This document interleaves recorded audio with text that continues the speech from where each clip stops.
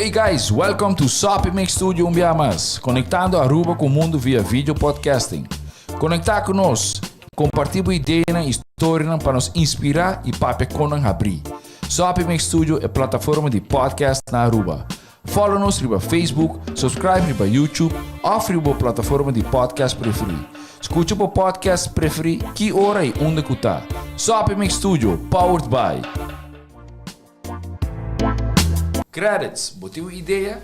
Qredits educa e prepara a para ser um empresário exitoso. De business plan, guia personal e préstamo para negócio até com 100,000 florin. Bira para mês donho com Qredits. Sopi. Passa na Sopi para o sop, salada, wrap ou flatbread e mais fresco. Com 7 localidades rond Aruba. Nós está cerca de Sopi. SwingMasterz. Organizando events, conferences of weddings, Mr. de luz, sound, staging, DJ, trussing of flat screen, SwingMasterz está claro para ser boa fiesta éxito. SwingMasterz. E agora, Sopi Mix Studio é plataforma de podcast de Aruba, está apresentar. Yo, you don't know, we going global with this thing. Boom, top class, university. What a global opportunity. Aruba University. Take that, come join me. Together for the local experience. Spread the culture over the nation. Let's build up the community. Learning and teaching in diversities. Hello, and good afternoon. Buon tardi. Buon tardi, Cherise. I'm laughing because it feels like it has been forever since we last had this conversation. But it was only last week, Thursday. Yes, welcome everyone listening in to our program. What's the title? Straight up conversation about education, powered by The University of Aruba. And if you're wondering who we are again, who are you, Cherise? I'm Cherise Daily Coordinator, Student Affairs, Marketing and Communication at the University. And you are?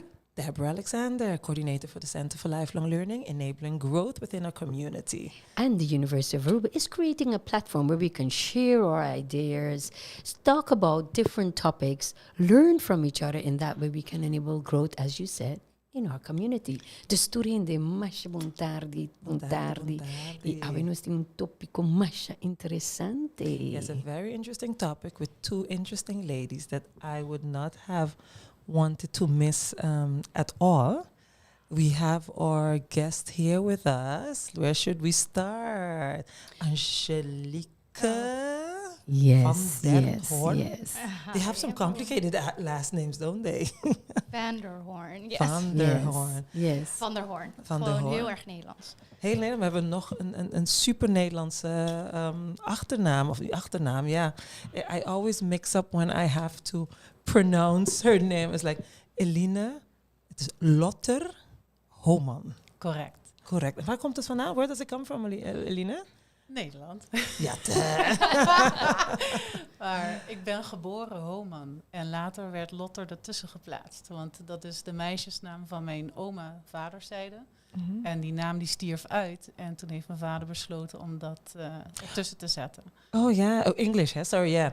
Sorry. Yeah. For those who missed, But because Cherise is having some technical difficulties. Yes, because I was like, I'm hearing Lotte, I'm hearing then Eline, but I really couldn't follow it. So our viewers and our listeners who tuned in today, this is a straight up conversation about education. And we're so sorry that you can hear the voices of our very intelligent and very important speakers and guests of today. Yeah. So we start over again? Yeah, so we go like, hello. Hello, Good Cherise. afternoon. Oh my God, that's okay.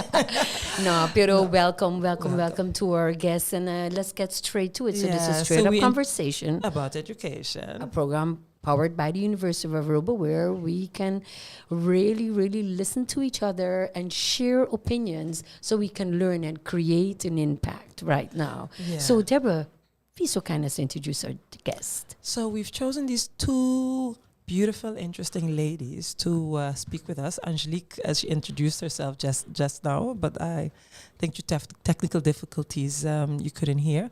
Angelique van der Hoorn. Yeah, it's just Dutch Angelique name? van der Hoorn. Van der Hoorn. Yes, Dutch name. And we have then Eline Lotter Homan, as she said. And you was explaining that when your grandmother died, I guess her surname was going to be extinct, and therefore you have a double last name, isn't it? Correct. Which still happens in very unique cases, such as yours. Yes, so that means I'm not married. Yeah, Although I have a partner. you do have a partner. Yeah. So she is taken. She is taken. Both of them are. But that's not the topic for today. It's, as you've seen for those tuning in, it's about confidential advisor and, between brackets, labor law. But before we go into that topic in depth, I think it's good to get to know you guys just a bit better. Because, I know you quite well, but I think for our audience, they don't. So we always start this conversation with a question. Tell us something about yourself. What would your friends say about you? And don't be shy. So let's start with Eline. Yes. Well, I do have a very strict appearance. So people that don't know me think I'm like a strict person, very serious, and also maybe they think I'm arrogant. But my friends know better. And they think I am very straightforward, good to have conversations with, and also adventurous. And I have a big heart, and I like to laugh, and I like wine and food pairings. Yes. So why did we not do a wine and food with podcast? But anyhow, this is University of Aruba. Something for Jeff, yes. Yes. And but just what doesn't your okay? Now you're on the radio, so now everybody's listening. But what do you think what would you like to share that people don't know about you yet? Maybe a hobby or something that you really like. I like It's very interesting. horseback riding. I love dogs, Awesome. and I like to scuba dive. Like underwater, I really Relaxing, isn't relax. it? Like it's meditation Yes. for me. Oh, wow. Yeah, I I love love that. that too. Wonderful. Thank you so much. And then it goes over to our other guest, Angelique. That's me. Make sure we say it correctly. Angelique. Pronounce No, it. it's just Angelique. Pronounce It's it fine. correct. But yes, It's yes. written down like Angelique, just to make sure, but you just say Angelique. Angelique, welcome Or to the program. My friends just call me Angie, so that's fine too. Okay, so we'll go to Angie. So what could you tell us about yourself, or what would your friends say about you? Well, what they would say about me is that I'm a very helpful person. I'm always ready for assistance or anything. Pretty much outgoing when I'm with my friends, but as Eline said, when people don't know me, they think I'm really strict, and I don't want to say like the word, but it's a resting face, you know. Yes, RBF. That's- Beep, yeah. beep. Yeah. So, but yeah, I'm very helpful. I am a very loyal friend, and I would like to, have the world to be a better place. And you know, Deborah, I must say, I was very honored to get to know Eline and Angelique off the set. And I must say, they're both very intriguing women. And also, what you do in your life and what you also share with others, I think it contributes widely to the community. So I'm going to start with saying thank you. It's Thankful very welcome. Thursday. Thankful Thursday. And I've Yeah. met both. I mean, at least Eline and I have had lunch many times and good conversations. But I think it's nice if other people got to know her. So, Eline, it's about education. I think if you could share your educational trajectory with us, that led up until what you do right now as a lawyer. So, share with us your education trajectory. And I know maybe it's not always, it was glammed and easy. Maybe it was, maybe it wasn't. But give people an idea of how that looked for you. Okay, my education. Let me start with middle school. So actually, the advice was for me to go HAVO, but my parents decided that Atheneum was better for me. So they pushed me to try for and aim for Atheneum. So I did that. It wasn't easy. I really had to work hard for it, and also sometimes have extra lessons. But I did manage, not with very high grades, but I I got my diploma. And that also continued when I went to the university. Like, I was a very effective student. Like, I did the bare minimum. That was enough. Really? And the rest, I was partying. You were a student, you know. There are more things on your mind than only education. I left the bird's nest with 18 years, so You got it out of your system, Yeah. right? I just had to, like I said, I'm adventurous, so I was doing a lot of side activities next to studying. But I did do everything I needed to do in order for me to get my papers. Instead of only doing a thesis or only doing apprenticeship, I did both. So I did an extra year so I could do both. And I also had 2 different specialties. So you could suffice with one, I did 2. So that was not really the bare minimum. I did go You did much more than the bare minimum. So, a little bit more. so if you have a parent or a student listening in now, because people always go like, you're so lucky, but you had to work for it. But you also had a life, you know, which is important, is finding that balance. What would you say to those youngsters preparing for exam, probably going to fly away or even attend the University of Aruba? What would you say about the balancing? Because something as parents, you're a bit skeptical, like van, that's it well. And on the other side, you did both. You said you did the bare minimum, but you did more than that. And you had a good student life. Yes. I just made sure that I was really paying attention during classes. Yeah, that's a good tip. That's very yeah. The work. Yeah. Because then if you have to prepare for exams on your own, then you can have the context and you understand what it was all about. So I just locked myself up 1 week before the exam, and I was 1 week. Yeah. Very recognizable. So then I would just study nonstop the whole day. Yeah. Cramming. And after the exam, I would have all forgotten it. Yeah. I think we Not most all, do. but We you know, Yeah. so that was how I did it. But also to remember things, write things down. Like I was always making summaries, and when you write things down, you remember them better. So Right, that it's was a also method. useful. Yeah. And so that was my university period. And Yeah, I was just thinking because you were born in, zeg ik het goed, Tegelen? Zeg ik het goed? Tegelen. Tegelen. Tegelen, yeah. Tegelen. I was like, Tegelen. And then you went to, that's where exactly, for those wondering on the... I studied in Maastricht. Yeah. And, In the south. En Yes. Tegelen is eigenlijk... And my apprenticeship I did with Ernst & Young in Amsterdam. Okay, it's a great. different culture. I was living in Haarlem with my boyfriend at the time. And after that, I moved to Zandvoort and went work in Amsterdam. So you've been... You've been Yeah. a few around. places. Yeah. Thank you for Well, putting it not that like way. that. I can see this is going to be very Sorry. interesting I conversation. know, I see But you see, but Angelique she's already is feeling hinting. comfortable. She's feeling comfortable, but this also ties in with our topic of Yeah. confidential Yes. advisor. Yes, so... And you know, where do we draw the line Yes, in yes. comments, intimidation, harassment, bullying? I Yeah. mean Yes. it like that. So. No, we're just kidding because this is it. Because sometimes it's in these conversations that you say, okay, when we start to talk about having a confidential agent, what does that really mean for us at work and the workplace, as you as a participant, not as a sideliner. But I want to thank Eline for being so open about it, because everybody's like, they just see and they're like, oh, you know, she just did straight A, she got from point A to point B, but actually you did the sacrifice.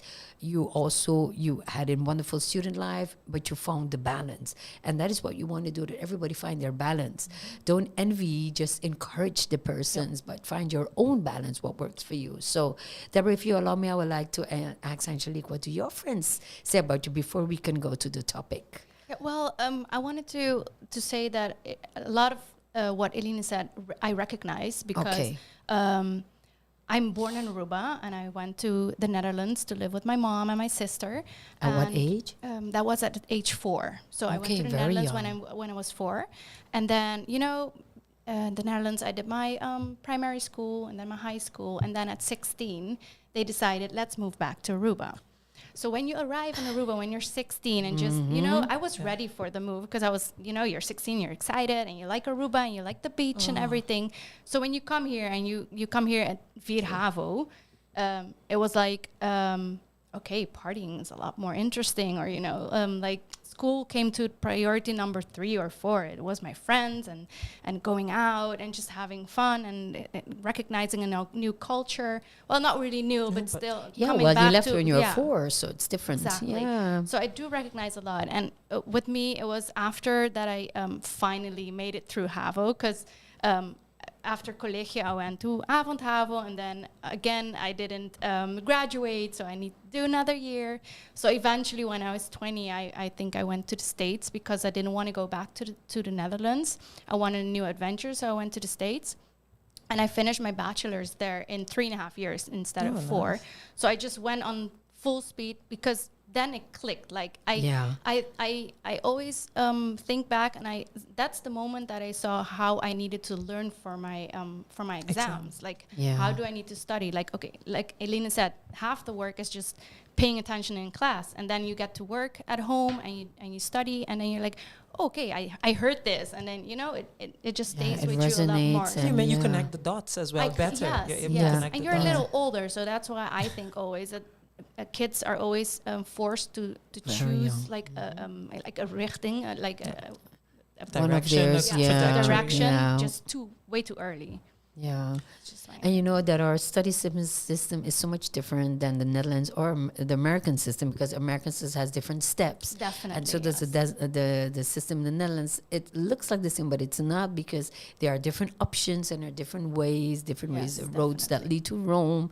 In education, we don't have that. So, a shout out to all youngsters, because I think that we have to do a lot of sacrificing and a lot of balancing and a lot of teaching ourselves how to educate ourselves, how to learn, how to find that balance, etc. That both of you manage. So, and you have to go through it to learn yourself, get to know Right. yourself. I was just curious, Angelique, because where in the Netherlands did you live? When we moved to Nuenen. That was in Dorpje next to Eindhoven. Okay. So we went 4 years There in is some Nuenen. geography today. Yeah. 4 years in Nuenen, then 4 years in Eindhoven, and then we moved when I was 12 to Hilversum. This little way up. Yeah. And then that was like eerste HAVO.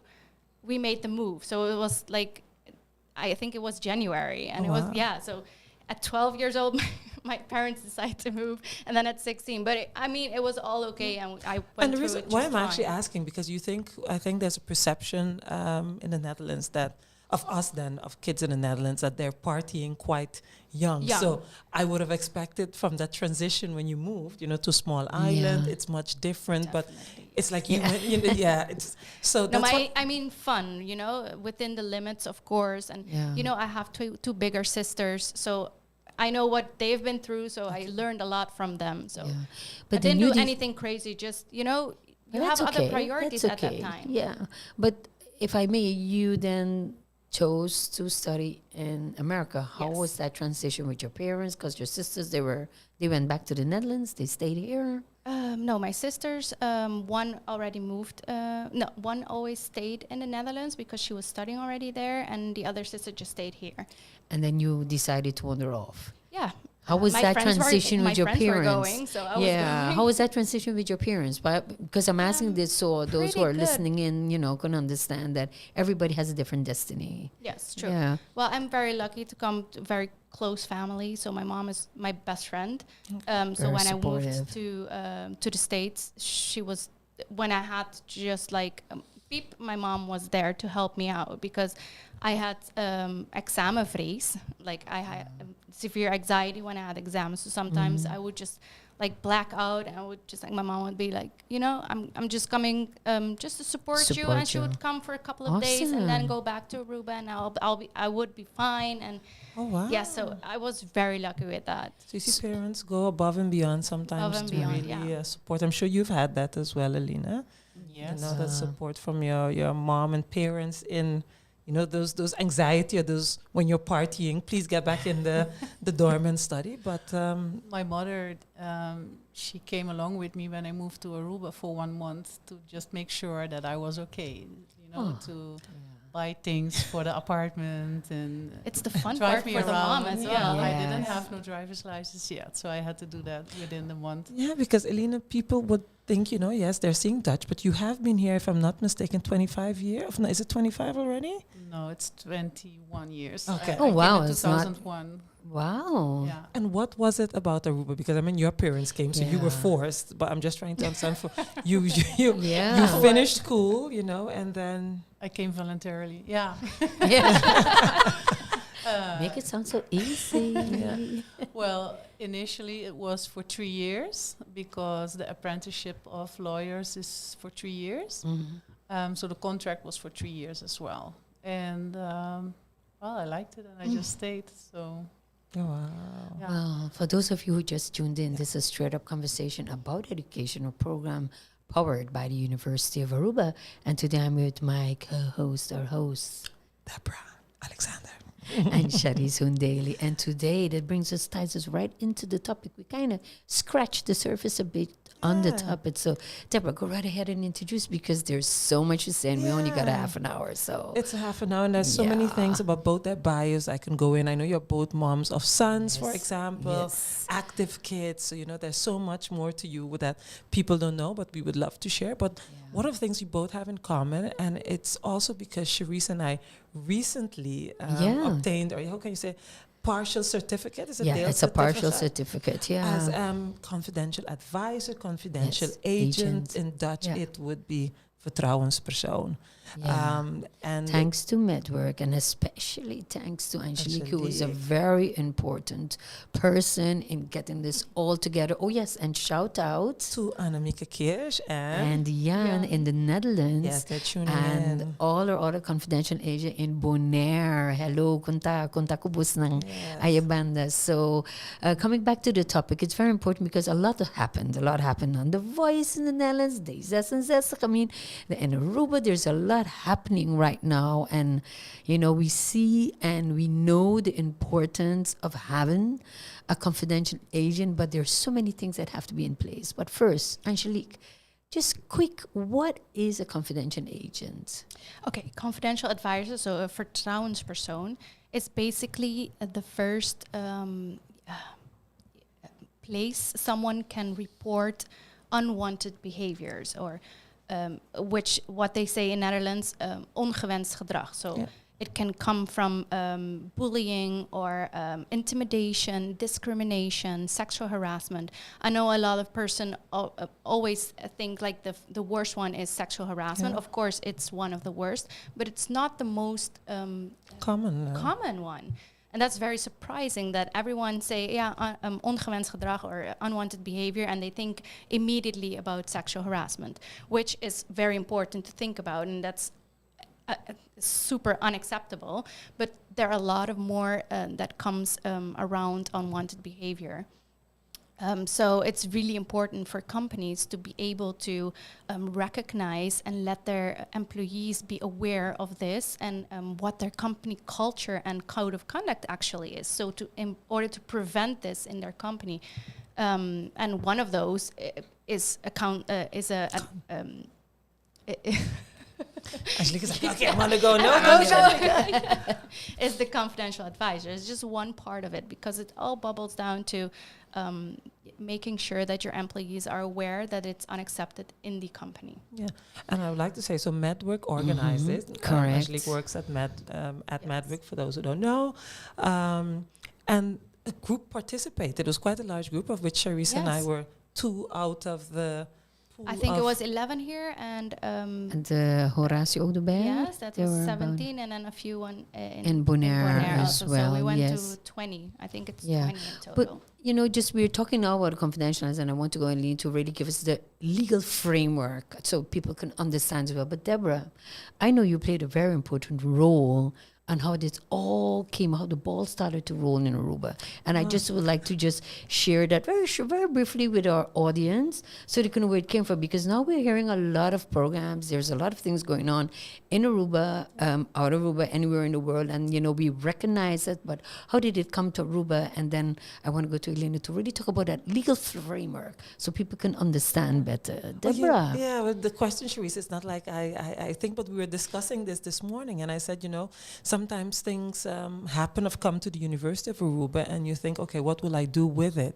And if I'm not mistaken, it was 2016, that was January, I got an email from this person, Karen Bosman, and she wanted to give a book presentation on, the title of the book was Spugen op de Tosti van Hans, and it was a conversation about sexual harassment in the workplace. And I remembered I had to think, okay, is Aruba ready for this? Is this going to be a controversial lecture at the university, yes or no? And I chose to say, well, it's a book. It's based on her experience.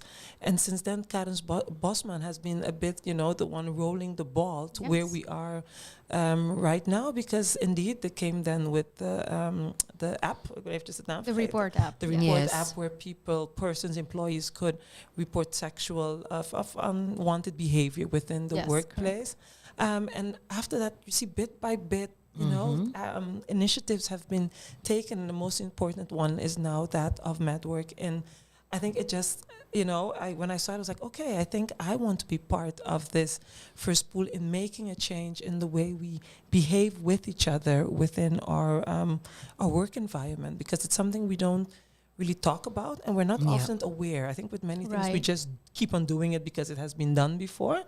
Yes. But since then, I've really made, in the joke you made, it's like, oh yeah, how do I make jokes with female, but even male colleagues? Yes. Have they... Well, you know what I've learned through this experience that I'm having now with Confidential Advisor, I'm still very eminent in saying that everyone needs to be themselves. So if you are someone that calls someone always douchey, like if it's something really common for you and you have no other intentions with it, then in my opinion, it's fine.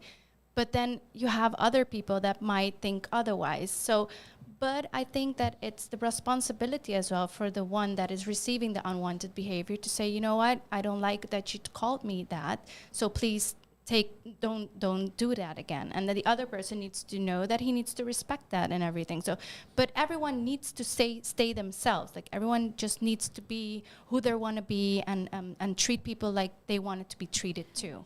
But now I want to, when you're finished, I want to go over to Eline, because I know you wrote an article. I wanted to know what led to you writing that article, and then explain a bit of the framework so we can go back to this, because people need to understand that it's not only about the confidential advisor, but we need to have that framework everywhere. So why did you write the article? What led to it? And what could you tell us about the legal framework? Well, I was looking for a topic that was relevant at that point of time. So I'm always checking to see what lives within the community. And I saw all the articles popping up from Holland, and one after the other, like The Voice really triggered something, and then you had Overmars, and then you had Marco Borsato, they had Ali B, and they just kept coming, and they are still coming. So it's just continuing. And so I thought, you know what, when it comes to this topic, I really don't believe that Aruba is any different from the Netherlands when it concerns unwanted behavior. You will have it here as well. We are not immune for those kind of behaviors. So that was the reason why I decided to write about it. And I also wanted to know myself really what a legal framework was.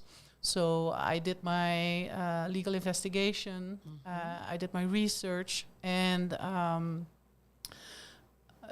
it was a very satisfying outcome for the legal framework, because, I agree with it that the assessment that a judge will do to decide whether it's acceptable or not, or whether somebody should be punished by the employer with either immediate dismissal or warning. Like, you have to find a balance in, also it has to be proportionate to the behavior. And I saw different kind of judgments, because a lot of people, they always tend to respond to this topic, this discussion, like, oh, you have so many snowflakes, you can't say anything anymore, I'm not allowed to do anything anymore, I have to just be like a robot, and it's not true, because there are judgments in which the judge just said, you know what, this kind of behavior, maybe it was unwanted by you, but there was not really a line crossed. Like, everybody has different experiences and different values, but the judge takes into account an objective assessment of the behavior. So they don't really take into account subjectively, was this person, because of the experience that that person had specifically, that caused them to respond to a certain way. No, they, in general, would a normal person have felt offended or sexually offended or assaulted or so it's being a thin line.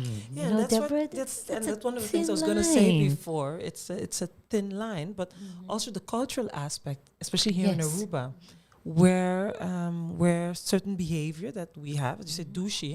I can't remember if it was with you we had this conversation where in Aruba everyone is each other's douchey, but you don't Right. hear that much in English-speaking countries or Right. darling, sweetheart, continuously You as know, if you say it in Dutch, Of it's een like, Nederlands liefje, je yeah, zegt- hey schat. Weet je, you can't do that at work. Here is douche is just a little part of the different, culture, but you yeah. still have people that say, you know, I prefer not that you call And me like that's, You know, that. tabadushi. where the thin line Exactly, is, that's what where you the were thin talking line, about, Eline. Yes. What do you think? I see Elina thinking as Yes, a lawyer. yes, because No, for me, I don't really see it as a thin line in a sense that what Angelique said, the person that is the recipient of the behavior should indicate what is undesirable for you, and then the person can take that into account. To that's a what I certain mean with a extent. thin line, because But they the may judge, not. Right. You know, if you as an employer Yes. fire somebody over behavior like that, then it's a different kind of assessment. Yes, but Yeah. the judge will look at the code of conduct of the company. So if in the code of conduct it states that like don't call each other certain koosnaampjes, then they shouldn't do it at the workplace. And if there's a melding So- for that, So that even then- brings them the yeah. next question. Code Right. of conduct. Code of How conduct. many Yeah. organizations here in Aruba even think about a code of conduct? I would Or do we assume and have? hope. I hope now a lot. Okay, but on the research what you Not did you notice Not that enough, no. companies have a code of conduct, and is that very much discussed, or is it just a document in the drawer? Is it discussed? Are people aware of what their rights are? Because every time when something comes up really big in the press, it's like it's been lingering on for a long time. So did you find anything in your research? Or most companies, are we saying, hey, Aruba is okay? Most companies have a code of conduct? For example, because there's more than just a code of conduct. In my work, I have attended to plenty of clients, corporate clients, and they have protocol handbooks, employee handbooks that contain the rules of conduct. But well, mostly those corporate clients are the ones that are internationally based. Okay. The bigger companies that already have, because of maybe American Correct. basis, and they are really focused on to potential liability, etc. Right. So Right. they are more focused on it and aware of it. The smaller local companies, Not so much. Not so much. And much that's less. where, yeah. So the awareness needs to be increased because it all starts with the communication towards the employees. Correct. So everybody knows where they stand Correct. and what they have to comply with. And the awareness needs to be created like, okay, these are the rules of conduct. And if somebody doesn't comply with it and it's really bothering you, then there is a contact person that you can approach. Contact person, Deborah, she's mentioning something else. Is there, it's written in the protocol, in the guidelines, in the handbook, whatever you want to call it. Angelique, I'm looking at Deborah. Angelique, does every company have a contact person? Well, usually they put the contact person as the HR, which is kind of in a conflict of interest because is that the same HR that is looking at the AO's, at the beoordeling and stuff like that. So then you have A conflict of conflict. interest. So do you really want to go to a person that evaluates you on that aspect and to just say like, I want to tell you something about my my manager? Like, you're not going to do that. So then you put the threshold a lot too high for your employees. So it's really important to have someone like a confidential advisor that is confidential. Yeah. I mean, the words Independent. already says it. Independent, exactly. Independent, And not an external, HR. internal. Yes, you And I know. think as you're saying this, I think to emphasize, we were having this conversation. Importance, yeah. It could be, there's some organizations which Charisse indicated, the HR department is quite large, and you can, Yes. just Have have different someone. But a responsibilities. confidential advisor can be actually anyone. Yes, definitely. Yeah. There's something like a confidential advisor pool. Like that's the idea where Medwork wants to go. So that's why we're doing the training for a lot of people, so we can in the future we can form a pool for the ones that are interested to do that. Of course, there are some confidential advisors that only want to do it or only are allowed to do it for their company, but it's the idea is that we form a pool so that companies can Reach give out the to Medwork. options, Okay. yes, and give the yeah. options to their employees to choose their own confidential advisor. So they will will go to become a private. website Yeah. and they choose whether they want to talk to a female or a male, or maybe they recognize some faces that, okay, I don't want to go to them, but they have more options. And Yeah. and that's the idea that we want to implement out there, that the threshold needs to be as low as possible. As minimum. But before, I know you have a question, but I'm just going back to, and for those listening in, this is straight out conversation about education. And usually when we talk about sexual harassment, everybody thinks that's all what's Right. out there, but that's not so. That's definitely not I true. think harassment, could you kind of name up the aspect, because people was like, oh, it's not sexual, so would I have to go to a confidential? What are the other areas? Well, you have bullying. That's actually number one here in Aruba. Thanks for pointing that out, because everybody thinks it's sexual harassment. Right, and it's not. It's bullying and very much intimidation. Yeah. So, and it's a lot of the times it's from higher up to down. So, and that's why we want that the code of conduct will be implemented from top to bottom. So, the management needs to give the example for the rest of the company. And if they already are intimidating to their employees, what about them? They're not going to feel really comfortable in their company. Yeah. Like I was just looking at Eline's article I have, and she really mentioned some things as dubbelzinnige, so double remarks. And because we think intimidation, harassment, we think it's really, weet je, echt extreem. Onnodige aanraking, so necessary touching, but also gluren, like glimpsing as, because sometimes walking by colleagues, especially depending on the setting of your organization, and that's why I wanted to say we also always assume it's maybe male harassing females, but in our training we got several examples where there were actually females intimidating sexually, other Females ways intimidating men. Yes, And it can be from both sexes, but it can also be from the same sex to each other. So it's not only men to women, it's women to men, and it's women to women, and men to men. So it's a whole culture that just needs to be get rid of. and I mean, management needs to recognize that the psychosocial workload needs to be a good environment at the work, because not only will it affect their work performance, but also their health. And what do you get then if someone's not feeling well at work? They're going to call in sick. And then you don't have the person for 2 weeks, 3 weeks, sometimes a burnout for a couple of months.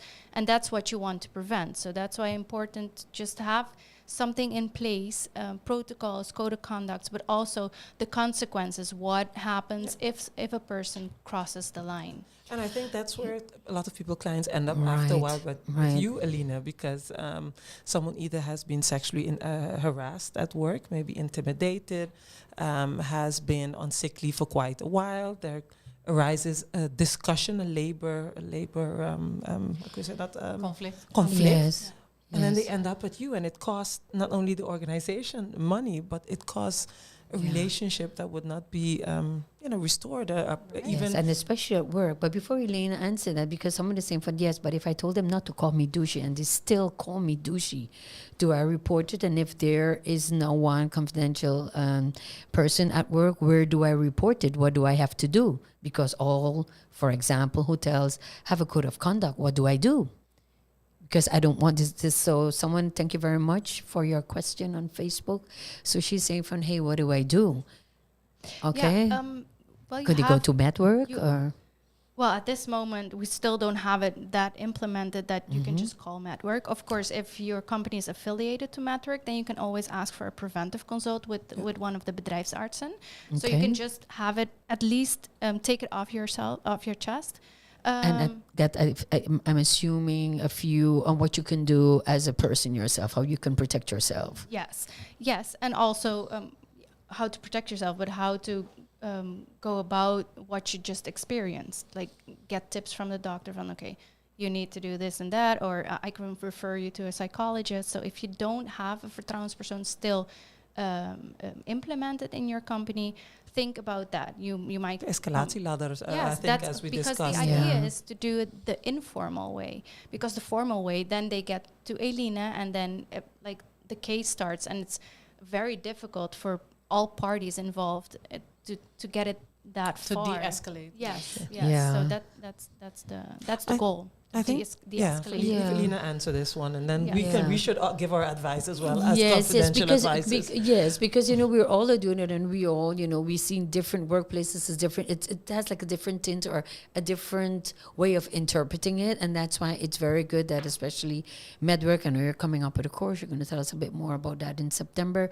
That we are all true to ourselves and know what it means, and we stand together. But from a legal perspective, because that's when. Once you get there, the relationship at work is different. Yes. Well, I know, for example, from Medwork, they don't limit themselves to give advice to the person that is suffering from it. Yeah, who's the victim at that moment. Is the victim at the moment. So they give advice to that person. While respecting the confidentiality of the conversation of that person, they also will report to the employer and give them advice, like you have to implement such and such measurement in order to prevent or rehabilitate this person to be able to turn back to the workforce. So it's on both sides that advice is being given. If I'm correct, totally correct. Yes. Yeah. So when they come to me,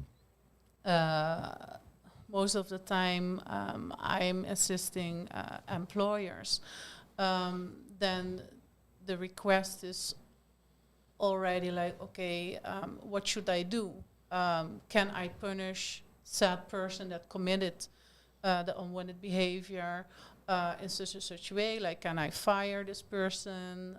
Will it hold up in courts? So they're seeking for advice about what is the best measure in this specific circumstance. So then I am assessing whether it complies with both subsidiarity and proportionality. Legal terms for those. How can you explain Yeah, that? could you break it down? Because in other words, is the punishment is it in proportion with the behavior committed, or is a less severe punishment also sufficient in order to effectively address the situation? Because you always have to use the least far-going measure that effectively addresses the situation. You cannot, how you say, van een olifant of van van een olifant you know. maken, So you really have to be in proportion. So and most of the time, sadly it ends up in if the person that committed the behavior is accused of the behavior and doesn't recognize itself, is the person on top of the ladder, like Your manager, the manager, CEO, yeah. then the victim a lot of times is being Correct. laid off, and then a Correct. package will follow. And Right. unfortunately, usually they're So- women, because we have a lot of unmarried women or single women with kids in certain position. And, we're not saying it happens in one sector, but we often hear it, especially people then use the COVID as an excuse, the pandemic. But before I go back to you, Deborah, somebody says, because like, oh my goodness, we're just creating a new function. It should be part of the HR manager's function. I know you also did the course on an advisor. Now, Angelique just talked about it. And, we looked at HR from different perspective. What would be, according to you, just based on your knowledge and your experience as well, as in what would be the pros and the cons of an HR manager being the confidential advisor? Well, I think it was indicated as well as by Angelique, are you able to be objective and independent? And HR is in loan. I mean, je bent in dienst, in service Right. of the employer. And you're supposed to guard the employers and employees. But many times I think on Aruba, and I don't want to generalize or get in any trouble. And this is my personal opinion, not that of the Yes, university. but the university creates a platform where we can share our opinions, and we should respect each other's we opinion. can share. And what you hear is that most people feel it's not an objective and neutral position within the organization. And it creates a bit of a drempel for you to go to your HR. We've discussed this in the course. It could be a colleague. Right. Because I think we should not have this misconception that a confidential advisor is going to solve all your problems. Correct. I think that's one of the things we really have to Yes. make clear, is that this is a listening ear and person who's going to first, foremost, above everything, respect your privacy. Because not just because you came to me or Charisse or Angelique or Eline as a confidential advisor mean that we're allowed to share this information Definitely not. within your organization. They're here to guide you in making the right decision as to what your next step would be. We can even, if needed, accompany you in such a conversation, but again, stepping back and empowering you, because I think correct. That is where I wanted to come to. It's quite easy for someone else to solve your problem, but then it will come back again. The responsibility is still with the person that wants to report I think something. one of the things that Annemiek emphasized is that, as you would say, if you are in a race, you cannot be running faster than the person who organizes it, because they are the one with the questions, and you can just support, empower, be a listening ear, give them options, use your different methods to de-escalate whatever problem it is and show them in the right direction, but you can't run and do it. And then I'm going to ask a very, very intriguing question. Well. So is the right person the HR? I think in our course we really discussed this, and I think it could be anyone. Correct. It could be anyone within your organization who we even said that you can have this person nominated, because I think within every I always like to use like the conception. No, the miscongeniality. That's the person that you want to We're tell all your talking stuff about a to, movie right now. No, but that's usually the person that is more open in a company that you want to tell your story to. And it doesn't have to be the HR. It doesn't have to be. It can be somebody as simple as you would say, a doorman, somebody who knows the company and knows that everything that goes on there. And also where others, I think every organization have that one person that's respected. And if an organization could see that and identify that person and have them be that listening ear. And educate that person. And educate that person. So if the person doesn't necessarily have to have academic degree. No. They should be able to, listen, to make judgment, give proper advice, but indeed with a course as doing confidential advice, you would give people tools to achieve that. And just have that person, be there for his or her colleagues and not look at it also only in the monetary aspect of, it's, they need to go and talk to this person under my, under werktijd, so during work, and I'm paying them for this and this. No, because at the end of the day, it will cost them more once you end up at Eline. Yeah. Well, there's also a potential liability of the employer. So then directly you will be confronted with the monetary consequences. Correct. You are already confronted with monetary consequences the moment that somebody is on sick leave. As an employer, it will cost you money. There you go.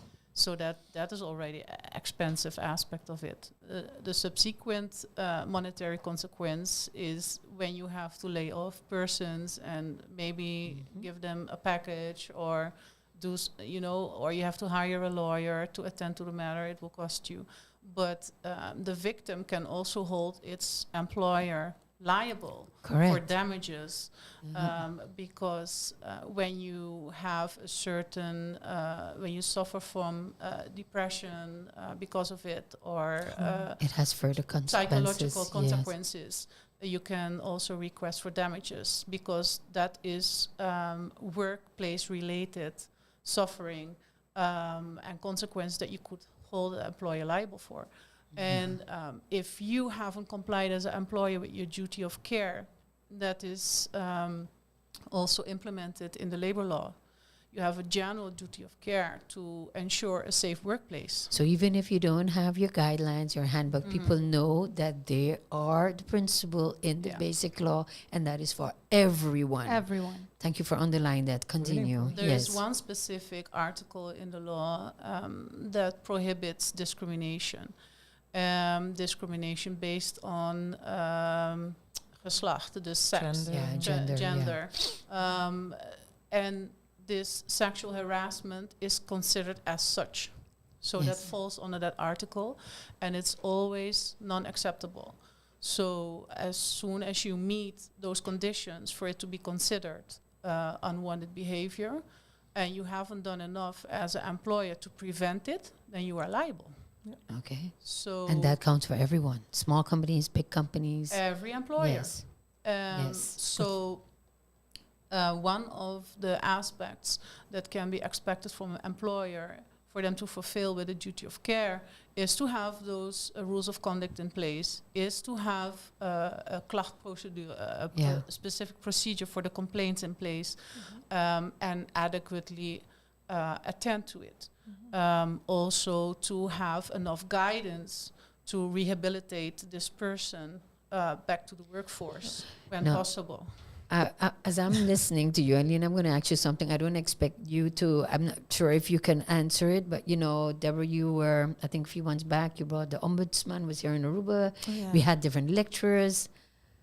What is the situation in Aruba? And then if I'm going to go, someone listening in, they're going to go like, okay, so where can I go if I need help? And how do we get this structure? And where do we go? Because there's so much going on. Because, only when there's a big event and something happens, if it's sexual harassment or bullying, then it comes to the light. But then we're too late.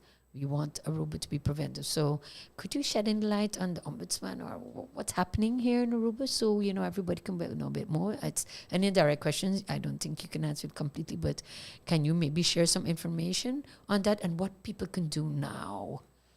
The ombudsman is a whole different topic, because mostly that is also where people can go to when they have a complaint about government authorities, and it's not specifically for employer-employee related matters.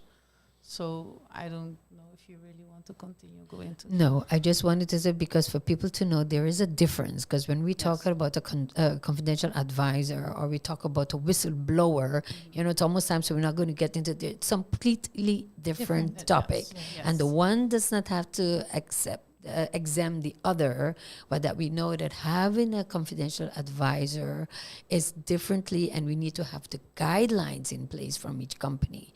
So I want to look at you, because I know Medwork is giving presentations as well as different companies, we're doing and elaborate a bit. in Dutch. So awareness to. We always want to start with the managers, of course. So we start with the managers, make them aware of the types of harassment that there is, and also the consequences for not implementing this as a preventive tool.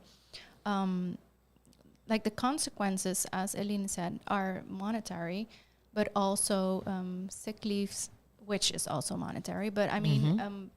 It creates an environment at the workplace, not only for the person that experienced it, but also for the colleagues, and it's not a healthy environment.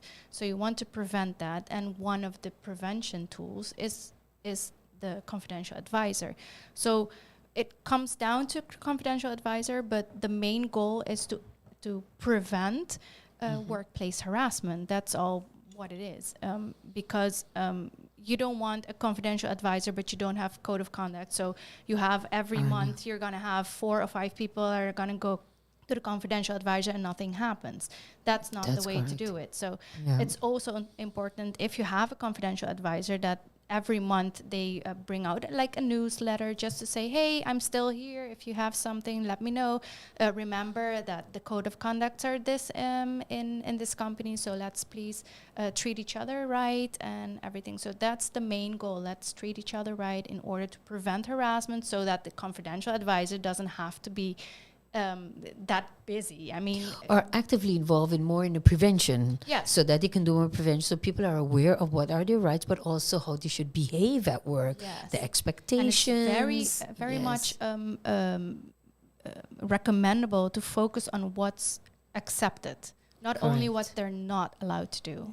You know, Cherise, we're just looking, and of course the comment on, you know, where should the confidential advisor lie has created quite a stir, because someone is replying saying you're actually saying that an HR is not capable and responsible. And that's why I said, you know, there's a disclaimer is you're not saying that they're responsible, but in many organizations the drempel is quite high, and that's why you're also from the other side. It's from the other side. It has nothing to do with someone's capability. No, definitely not. Yes or no, but most people only go to their HR when they feel maybe there's an issue, or there's an issue with from the employer to the employee. It's not always a relationship. I'm not saying generalized, but it's something that really needs to be fostered, and it prevents. I mean, it's the same. We had this conversation as University of Aruba is also looking into this. Yes, we're also looking into you this. sense that some. The question is: do you want an internal or external confidential advisor? Do I feel confident going to my colleague Cherise, who's vertrouwenspersoon, who I also know quite well, to complain about maybe a staff member? I think she would be partijdig in her decision making, yes or no. So sometimes maybe an external person, takes away that barrier. So these are all things that, but I think it's important that the HR of any organization really think about this, but also have a conversation. Because going back to the question of, I've told someone not to call me douchey. Maybe you've indicated it to the person. Maybe you can take it to your manager. But I think it's also important, as you said, the colleagues play an important role as well. Correct. Because they also either participate or are observers. I remember there was a whole list of names in the training for everyone. Everyone carries a role. Correct. In when this, is observed. Because many times you see someone getting bullied and you just turn your face the other way and think, oh well, as long as it doesn't happen to me, it's okay. No, it's not. It's not okay. We have a duty together to assure the healthy environment. Right. But I wanted to add something about the HR. I mean, if you have a company and the HR is the miscongeniality, if in other words, that's fine. That's the person that a lot of people have confidence in, then it's okay. I mean, it's not advisable, but it is an option. I mean, it's not black There's and just white. There's just not one recipe for each company. Right. So if you have a team of 15 HRs and you have someone doing the payroll and something doing different, and you have someone that can take the role of a vertrouwenspersoon, then it's totally okay. It's not if you have one confidential advice. I mean, if you have one HR person and that person has is to do also everything. the confidential advisor. Yeah. I mean, I even think that person, it's too much for that person, because confidential advisor is just not something that you do within your work duty that at the moment. So it's something that at the hospitals, people have been given an X amount of hours per week to fulfill this role. So if you want to do it right, you have to do it like that. You need to give the confidential advisor, the internal confidential advisor, some time to implement it right in the company. Correct. And this is something, sorry, just to add, it needs to be known, if I'm not mistaken, this is in onderwijs, in education in Netherlands, it is obligatory already. It is correct. To all companies. And all to have a vertrouwenspersoon. So this is not something new that we're just creating or just because of the voice and you're going into this hype. But there are institutions, education institutions where we collaborate with that have confidential advices set up. So it will shift eventually from education, or is shifting from education to every area where there's a relationship between persons, legally. But Ladies, I'm totally empowered, but it is time. I know I'm the timekeeper as Eline well. writing down something. I Yes, think but everybody gets like Deborah and Angelique will get like a half a minute, so we can allow Eline to have a I'll minute. skip But my this minutes. is a very important conversation. We hope you listeners that you are empowered to have discussed. It's these conversations that really matters and that will bring about change. So Eline, we come to the end of the program. What would you like to share with our audience who've been listening in? And thank you for those who've been reacting as well. Yeah, so in regards to those that have been reacting, the first question was, what do I do if the person doesn't respond to my requests? And you already mentioned, well, go to your manager. If you as an employee go to your manager and have that complaint about a colleague and they don't do anything, then that already can be a cause for liability if it have further consequences for that person. So maybe, the komidushi is not really adequate example for the seriousness that, Yes. but, there are examples that could lead to potential liability if the management is unresponsive to those complaints and requests. Another thing is that when they said about the HR not being responsible or so Not being an adequate person, it is all about the perception of the person that is the victim. So if you are the victim and you have to go to the HR person whose employment conditions and bonuses or salary are being determined by the person that is maybe also responsible for the unwanted behavior, then the victim can feel, I don't feel comfortable going to the HR person who will not be as strict with the management as maybe needed to be. Yes, thank you so much. Sorry, and I think Deborah wants the Center for Lifelong Learning at a university and Medwork get together. I think this is a conversation we should have, an open conversation with everyone, because I can see people saying, "Great program, thank you so much for tuning in." And Angelique, just a really quick goodbye, and Deborah as well, and then we have to round up because coming up at 5:00 is a really exciting program here again on Sopi Mix about health issues and where it all started. So Angelique, just a quick words of I want advice. just to mention that in September we're going to go to with another round of vertrouwenspersoon opleiding. In February we're going to add integrity within that. So if you're interested in any information about this, send me an email. You can send an email to Medwork. Yes. Yeah. You can do it at info@medwork.aw or a.vanderhoorn@medwork.aw. Let's go with the info@medwork.aw. Yes, I think that's a little Deborah, just before we say goodbye, it was really great to have this conversation. It's always so empowering. And I'm happy for, again, the reactions. Thank you, Eline. Yes. Thank you, Angelique, for this very interesting. We knew that Thank you once for inviting us. it would stir up some, some and that's some the intention stuff. of the And that's University of intention. Aruba. So thank everyone who reacted and participated. Really appreciate. And we look forward to having you then next week. Yes, and for those of you, if you want to have more information, you're like, hey, I'm also in this area, I would like to contribute. You can also send an email to cll@ua.aw, simply because we want to hear from you, because we are here creating a platform, bringing education closer to you. And as what Deborah says, we're enabling growth in a community. So thank you, everyone, our listeners, our viewers. Isang na Bonaero, saludos cordial. Jan en Annemiek, groeten vanuit de warme Aruba. And my colleagues, remember to tune in next week, where we're going to be looking at our MBA program and our Masters of Law program. Yes, and registration starting online May 15th at the University of Aruba. Yeah, so further education is the key for success on an island. Thank you so much and have a great afternoon. Bye-bye. Yo, you don't know. We going